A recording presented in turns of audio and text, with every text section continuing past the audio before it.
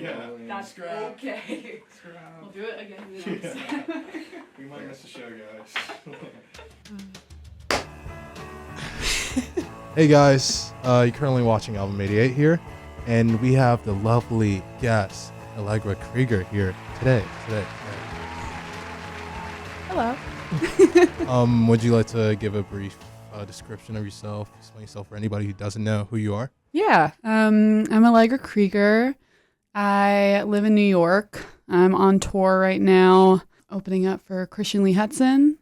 Yeah, I write songs, play guitar, do other random stuff. I don't know, work in a bar, work other places. Yeah. A New Yorker at its finest. Like I said, you're on tour with Christian. Yes. You guys just came from Nashville, right? Yes. How was it like playing in Nashville? You guys played Third Man Records, if I'm correct? Yeah, it was super fun. Yeah, great show. That venue's really like cool and weird. There's a lot of taxidermy everywhere, which I'm like kind of into, you know. Not everyone would agree with that, but Hey, would you ever have what taxidermy animal would you have on your wall if you have one? I mean, I think probably like whatever I would find, you know. I really open to anything. Real. I guess maybe I am against illegal hunting of like rare animals. I love how we're like immediately getting right into Political topics. But yeah, if I found like, you know, something in the thrift store, or if you like find like, I don't know, an animal that's already dead, and like I think the art of like preserving it and like, you know, giving it like it's like a weird little thing. I just think it's interesting. Yeah, I'm not a hunter though. I don't do that.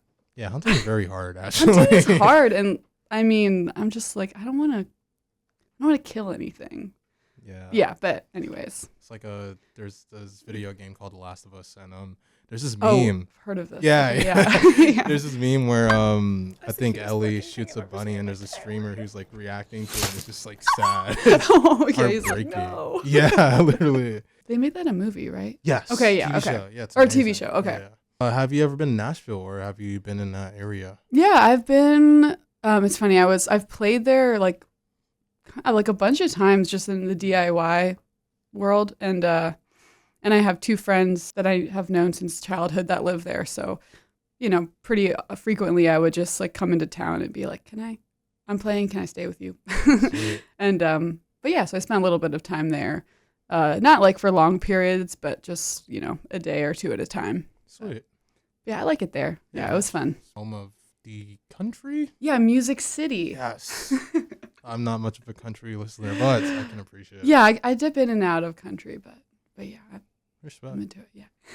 And I'd like to talk about your life on the East Coast and the South. I believe you said you were raised in Jacksonville? Yeah, I lived like in the beaches of Jacksonville. I was born in Pennsylvania, then we moved down to Florida, and then I moved back to Pennsylvania. So kind of did some back and forth. But yeah, when I was living in Florida, I maybe didn't quite appreciate how I love the ocean, and I, you know, was able to go to the beach a lot as a kid, and then we moved back north and I really started to miss it. So I really do love Florida, even though it's freaky.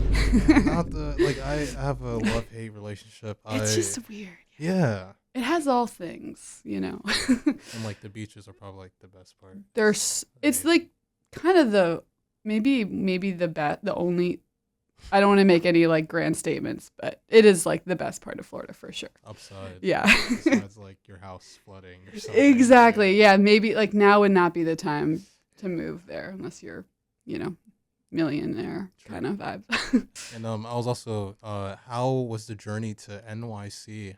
It was good. It was long. I feel like I dropped out of school after like a couple semesters, give or take. And then I thought maybe I would move to New York like right then and there, but I had a really hard time finding a place to live because nobody wanted to be my roommate because I was like,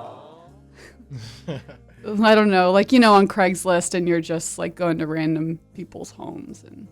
And so then I kind of took some time and I just moved around a lot, just working like different like seasonal jobs and then eventually the last sort of like seasonal work thing I did was in Georgia and South Carolina, tree planting, and saved up some money and moved to New York, and I've been there since then. Nice. And I love it there. I feel like it kind of takes a while it took a while for me to like settle in, and now I feel like I have a really nice zone, and I just like being in the city a lot. Perfect. But yeah, because New York is home of every artist. so many people that I love make music and art there, and yeah, it's beautiful over there. Cool. Skyscrapers, the pizza, bagels. The bagels are good. I mean, the food is just I really love to eat. I love cooking too, but yeah, I live in Chinatown actually, and it's like there's so much good food, and it's pretty affordable, and yeah, I love that about New York. Hey, do you have any recommendations? I think I'm supposed to be going to New York soon. Oh, sick. But, yes. Where do you know, like generally what area you're going to be in, or no? We're supposed to be going for a conference, and it's like it's supposed to be downtown. Oh, like in Prime. Yeah. Okay. Downtown. I'm like, okay. Let's think. Spicy Village on Forsyth. So good. Best dumplings. That's like my number one recommendation. I'm like, if you have time, you should go to Queens to like the neighborhood Jackson Heights, because that is like you'll have like the best Mexican food, best Thai food, best everything. There's so much there. But for more downtown stuff, honestly, I'm like, the pizza, Scars Pizza is really good. So good. Yeah. I got a lot of recs for real though. We can talk after this. Yeah. New York is the move, guys. Go to New York if you want pizza and great train experiences. Definitely. Or a horrible train experience. Yes. Of both. If you want the best and the worst of all things, go there. New York. Next up, I wanted to talk about your motivations when it comes to music. Yeah. Who are your musical goats? Like, there's the LeBron, there's the Kobe. Who's like your top three? Okay. I always have a hard time with this question because I feel like I like change frequently, but like I guess the right answer are the people that don't change, But I feel like Elliott Smith is super big for me, really formative as a songwriter and guitar player too. I feel like that really opened up a lot. Frank Ocean is another one. I'm like, Blonde is the record that I really annoyingly... There's like a few records that I just only listen to. I just will repeat the same thing over and over and over again. It's been years. But like Blonde is one of those records. Either Or by Elliott Smith is another. And Car Wheels on a Gravel Road by Lucinda Williams is another one that I just like can't get over. Okay. It's been a long time. But I guess I feel like that's a solid 3 right now. No respect. Naming top 3 of anything is probably the hardest thing on planet Earth. There's so many different influences, I guess, but I listen to those 3 artists like a lot. So I was gonna say, I'm gonna pull like a Nardwar right now. I researched that you were into dancing as a child. Yeah. One of the songs or artists particularly that got you really, or that you found out because of dancing was Fiona Apple? Yes. I remember I took a dance class and we learned a dance to her song Sleep to Dream. And I remember really I thought that dance was really cool. Because my aunt lived in New York, so I was staying with her. And she lived across the street from this dance school called Steps. Oh. And you could kind of like drop in and take a class. And for me, it was just like the coolest thing. You're around all these like real dancers. But I remember that class very vividly. And then that song kind of like, went on a YouTube spiral and started listening to a lot of Fiona Apple. I love her music so much. And I love how sort of like experimental she's gotten as she's, kept making records that they all feel pretty different and like exploratory. And she's great. Yeah, big influence. Yeah, because if you told me to name 3 Fiona Apple album songs with a bullet to my head, guys, I'm not making it. My memory's really bad. So I'm just like, I was, if I could find it. Yes. Yeah. I don't know why I do this to myself. I'm a broke college student, but I want to gift you oh my god, that's Fiona so Apple. Wait, that's so nice, dude. Thank Thank you. Yeah, of course. Well, I don't have. Oh, you don't have that? I don't. No, definitely. I'm like, I don't have like. So Kevin has that truck. That We're truck. on the road. See, you know. I'm Oh like, this my. is perfect. Yeah. We don't have any CDs. I don't think right Oh, now. perfect. Oh, thank you so much. Also, this is like Never Is a Promise. Love that song. Criminal. You know Criminal, probably. No, Oh, maybe. I feel like that was her big. She has this like very amazing music video to that song. Okay. That like I feel like was like maybe like blew up her Like her career in a way. But yeah, that's so nice. Yeah, of course. Thank I you was so like, much. I was like, oh, what's the song on this? What's the song? And then I found the album. I went to the record store literally like an hour, That's 2 hours ago. so sick. Oh my god, man, that's so nice. Well, I hope you enjoyed the Yeah, gift. thank you. That's so nice. Of course. And I was gonna ask, what got you into creating music? What made you want to pick up the guitar or write songs? Yeah, I think. Well, I played piano growing up. Well, I was like pretty classically like oriented, and then kind of started to like write songs on the piano. This is the era of like when I found like Jeff Buckley, Elliott Smith, just kind of the idea of the guitar started to get exciting. And I think like once I started playing guitar, well, I actually picked it up when I was in high school and then like didn't really learn that much or start playing it seriously until I was about 19. But yeah, I think the idea of being able to like carry an instrument with you and write like when you're in a place that doesn't have a piano was kind of why I gravitated towards the guitar. And I just really liked like guitar music and, finger picky sort of like American primitive stuff. And so I feel like I don't know exactly how that happened, but it just did. And now I'm here. I'm like, but yeah. All the jigsaws fall into place. Yeah. And I also want to talk about life at Berkeley. You said you dropped out of Berkeley, but what was those few months like in where's that? In Boston. Yeah. Yes. Yeah, they were good. I don't think I was necessarily maybe in the best like I feel like I didn't really know what I was doing and frankly was having a hard time showing up for class and just that age when very classic sort of self-destructive 18-year-old me was not really ready to be going to school. And I think for music, for me, it wasn't like, it just felt like a little bit confusing. I'm like, why am I doing this? Sure. And I just needed, and then I left and I like lived in Boston for another year, just kind of hanging out. I worked at this coffee shop and I liked it there. And I met a lot of people that I still, keep in touch with or I'm still friends with.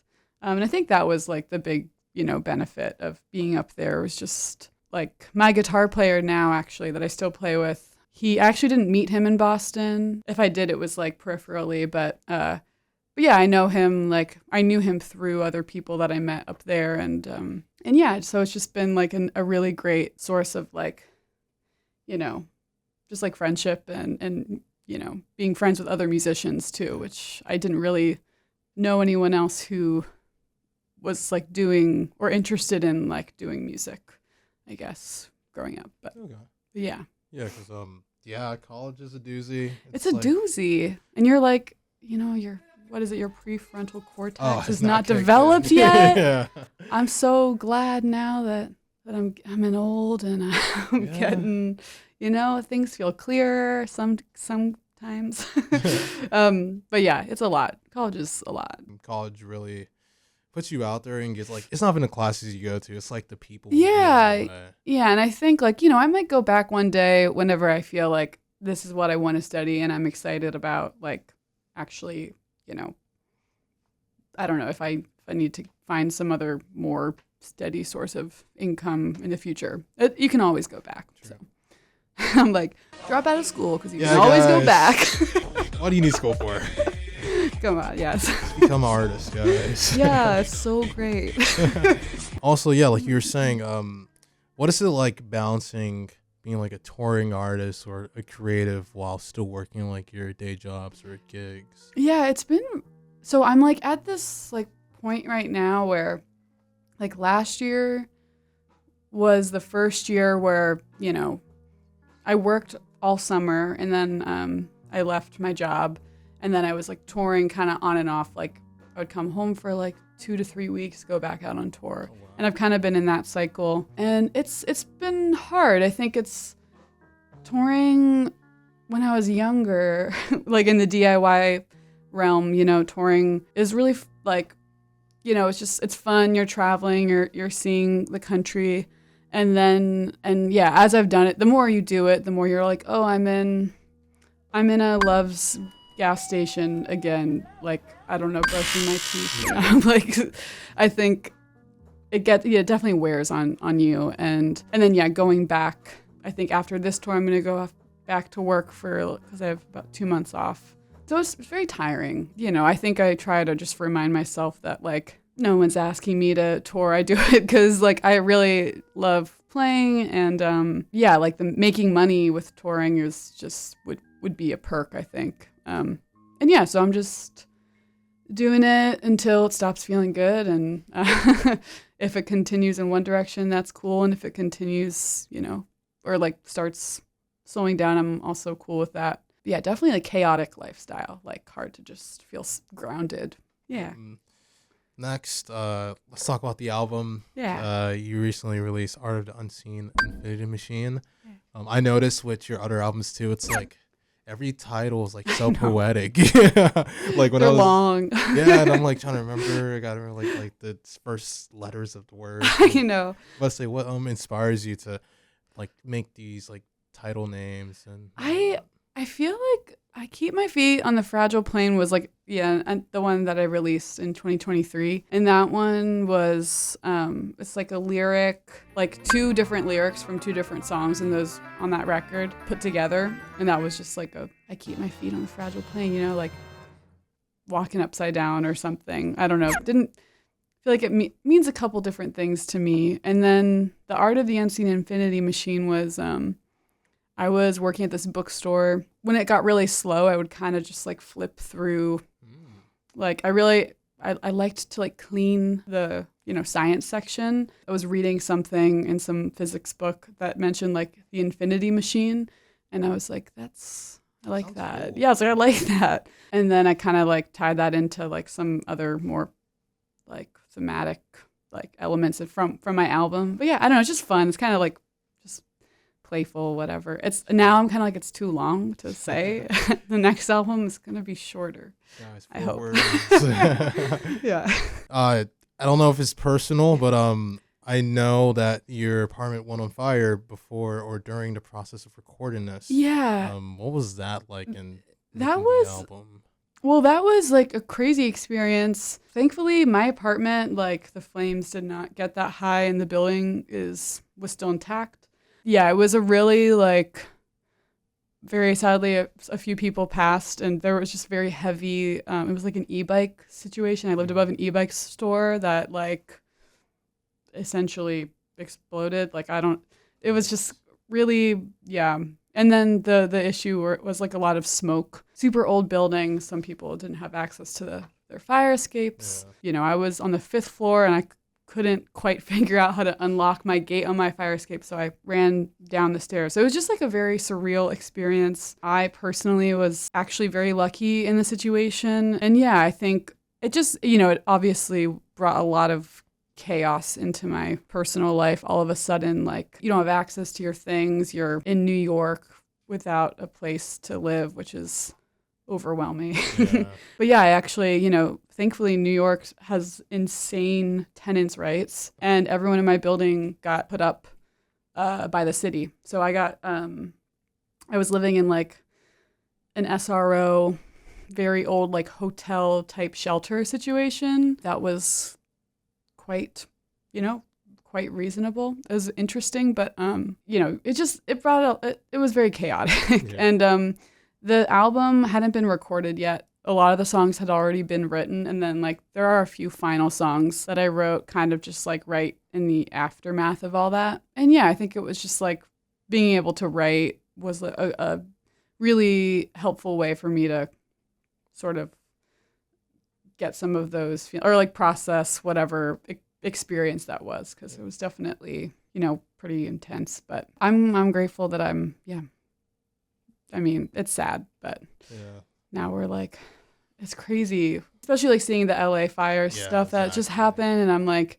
seeing friends and where you're just like, your house is gone. And it's just so, fire's scary. Fire, like it doesn't, it's not forgiving, Yeah, because I saw you made a additional album or release on your Bandcamp. Oh yeah, it's just a bunch of like little old songs that that I haven't recorded before and that probably won't go on my next record. Yeah, just to kind of, because I have so many people that I know or like people that I'm adjacent to that lost everything. And yeah, I was like, I want to donate to the GoFundMe's, but personally I didn't have that much cash to throw down for that. But so yeah, that was just like a little kind of way to do that. But yeah, no, it's sweet, it's generous. Yeah.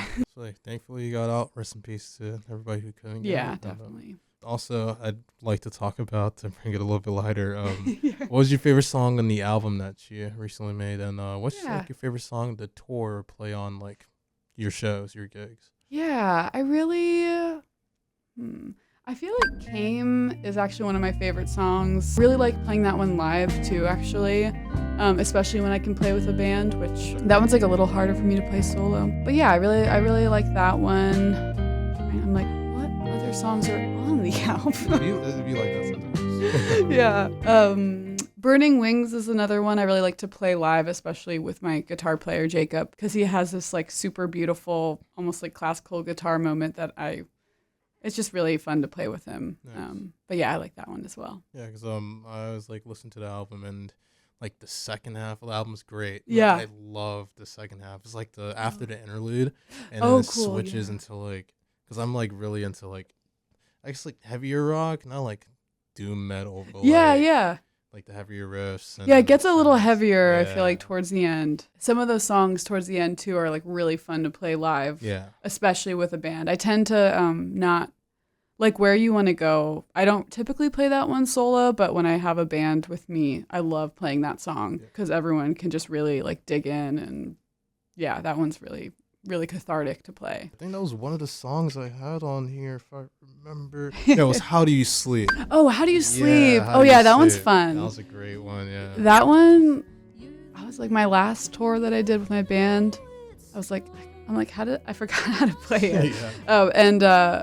But yeah, that was a really fun song to record too, because it was the first take, I think, of that one. And then we tried maybe doing like a couple other takes, and then we were just like, the first one was the best. And I love when that happens. I'm a little impatient in like a recording situation because I get like frustrated. I mean, I'm like, I can only do it so good, So I love whenever it's like one take wonder. It's overwhelming trying to like do it again and do it again. Yeah, it's like it's never perfect and it's always hard to choose. So I like to have a lot of restriction in a studio setting. That's like personally favorite song. Cool. Every song's great. Thanks. And it's an amazing album, yeah. What sound were you trying to go for with this album? What were you trying to do different from your previous albums? Yeah, I think the previous albums are a little bit more intimate, more like guitar, especially I Keep My Feet is like super like dialed in. I always say the word domestic. I don't really know if that even makes sense, but like more condensed. And I think for Art of the Unseen, I just wanted to have like a big, bright, more expansive like band record, like mostly live, kind of just something a little bit more like open or something. Yeah, because I noticed on like The Fragile Plane and Precious Things, where it's like more intimate, more like homey. Yeah. There's like something like, they're also, I don't know, sonically just feel pretty different from Art of the Unseen, which feels very like, just kind of like more rock, I guess, more of like just a rock band kind of, but yeah. Yeah, like it's expansive. It's like when I want to drink coffee, I make my coffee in the morning. Yes. Fragile, and then exactly when I'm, like, in the car driving to work or like I don't know climbing. Exactly. Machine. Yeah. That's like kind of like the vibe. Yeah, you can like wake up and go to sleep to Fragile Plane, and then the daytime can be Art of the Unseen. Yeah. Perfect. What do you want the listener to gain from these songs or this album that you made? I think. Yeah, I always just feel really content whenever somebody, like at a show or something, when someone just feels like comforted and or like, I don't know, not to be cheap, but like seen or something. I think just like if you can relate, I really look for that in music. Either I want to have some sense of like catharsis or connection to kind of like know that you're like everyone's experiencing like this crazy like world. And I really appreciate music and songwriting, particularly for like being able to connect everyone to like this experience. I just want people to, I don't know, to enjoy, simply enjoy. You know? One thing I love about music, especially like live shows, yeah, everybody there is there for a reason. They're usually there for the artist, but then you also have to be around people, and sometimes it's like one chit chatter could spark like a friendship just because you went to a show on a random Tuesday. No, it's so true. Yeah, I think like I've had so many experiences where I'm just feeling like super isolated, and I convince myself to go out to a show, and then I'm always like grateful I did, because then you're like live music and just any kind of like live performance I really love. You kind of are a part of that, you know, as a listener, an audience member. And I just wanted to get like chit chatter. Your custom telecaster. Oh yes, yeah, yes. I'm a big fan of tellies. Oh cool, I yeah. Like a thin line, but I'm broke. Yeah. And I noticed that you had like an all black matted telecaster. Yeah. How's that? Like, it's great. I'm honestly, I'm admittedly not like a I don't know a lot about guitars, but my partner Kevin, who you met outside, he actually made that guitar for me for my birthday like 2 years ago. Yeah, it was such a good birthday. I did cry. It was, it's just like he made it all black and like put my name on it. And I guess he kind of sourced all these different parts and put them all together. So it's a little bit of like a Frankenstein Telecaster. Wow. But I love it. It's such a solid guitar. And like, I feel like he listened to like, I used to play with like a Silvertone, like a really small electric. Oh my god! It's like which I love. Yeah. It's like a little like sparkly Silvertone. Yeah. But I had some complaints about the guitar. I was like, it never stays in tune. It was like there were some issues. The tuners were like, my friend Jacob replaced the tuners. I don't know. I was always having these like guitar problems. And then so Kevin kind of took all of my complaints and like secretly built me the perfect guitar. No way. Yeah. Guys, get you a boyfriend like that. He's the best. He's one of a kind. Nice. Yeah, I know all the girls are like, I looked at my boyfriend and just sighed. They're like, come on, guys. Yeah. He also built me my amp too. No way. Yeah, he's a I know. I know. Guys, I'm doing something wrong. Listen, not everyone can build, like everyone has something unique to offer. Shout out to him. What was his name again? His name's Kevin Copeland. Shout out to Kevin Copeland. Yeah. He's an inspiration. Look up to him. Yeah. Yeah, I was going to say, I have his Silvertone. That's my first guitar ever. Oh, cool. Yeah. What's the like? The build. Like, because mine is like, it's really small. It's like this big and it has like a pointy like top. Oh. So I know there's like what is yours? Mine's just like it's like a Stratocaster bootleg. Okay. Yeah. I'm like, maybe that's what I'm like, what's the Stratocaster? I don't know. They all look different. But they're cool. Yeah, it has like the lipstick pickup vibe, right? Where it has like a little silver. I don't know. Listen, I just repeat things that they're like, oh, that has the lipstick pickup. No. I'm like, yeah. It does. I heard humbucker for the first time. And you're like, what's that? I don't know. Sick. Yeah. Like, that's dope. Yeah. Yeah, love me my Silvertone. I want to switch to the Telecaster. So hopefully, when I get a girlfriend, she can make me a Telecaster. Telecaster. We'll see. You're like, no, this is the one standard I need my next partner to like build me a Telecaster. I'm putting this on my tune in my engine bumble. You're like, no exceptions. Your Bandcamp. Yeah. A bunch of your releases. I noticed that you had a bunch of voice memos on there. Like straight from the Apple iPhone. What's what's it like uploading straight to there from like? Yeah, I feel like I don't know, I was a bit of like a manic phase of just like I'd write a song and then just upload it immediately. Yeah. I thought it was my making the records always felt like a special thing. But they were always very expensive and they take time and because I don't really I'm really bad with technology and I'm not I don't have my computers somehow never work. I don't know.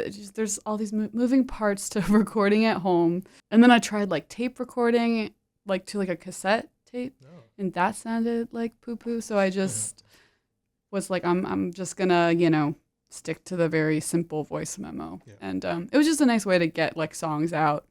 And yeah. And if people bought them, then that was cool, Yeah, because I'm like money in the bank. Yeah, like it reminds me of like Steve Lacy when he released his albums off like a iPhone Bandcamp, and then but his sounded good. Yeah, which is like there's no way you did it on iPhone. There has to be something. But yeah, Steve Lacy's tracks sound so good, and I almost cursed there, but I didn't. Thank you. Saved me from editing. Yeah. I feel like it's more like genuine too, because like it's on the spot. You're just playing your riff and you're singing, and like it sounds better too, to be honest. It's like you're at the show. Sometimes I do, like there are some recordings that like I just love the voice memo, like, and I tried to re-record it and it doesn't quite like hit the same. So yeah, I feel like on my B-sides album there was like a song called Chemical Flower. That was one where I'm like, I like that song, and I couldn't replicate it, so we just were like, let's just release that, and we added some like synthy stuff, and nice. So you can make it sound pretty cool if you know what you're doing, which I don't, but other people do. Yeah, and I also heard you're a big Sesay fan. I'm what? You're a big Sesay fan? Oh, I love Sesay. Yeah. That's been my like. I feel like that record, the SOS record. Mm-hmm.